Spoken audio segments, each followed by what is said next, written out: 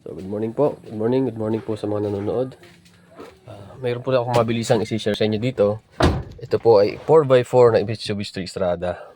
So, napansin po natin, pagka ginagamit natin ang 4x4 natin na gano'n, ginagamit natin siya, after po natin gamitin, makinit pang itakbo. Yung sabihin, matigas pa. Mararamdaman natin, naka-engage pa yung 4-wheel drive natin.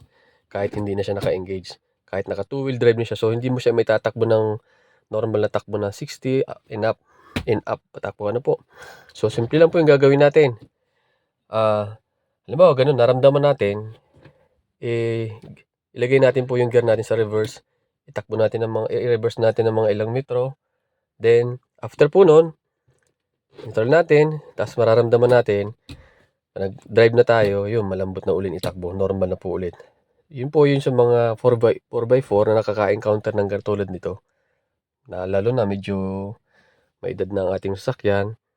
So, similar din po sa mga automatic na yung mga bago ngayon. Minsan nakakaramdam ng gano'n na minsan hindi agad nagdi-disengage yung 4x4. Reverse lang po natin. Reverse natin ng mga ilang metro. Then, normal uli natin. Yun. Yun lang po muna ang share ko. Salamat po. Maraming salamat. At good morning po sa inyong lahat. Mabuhay po tayo.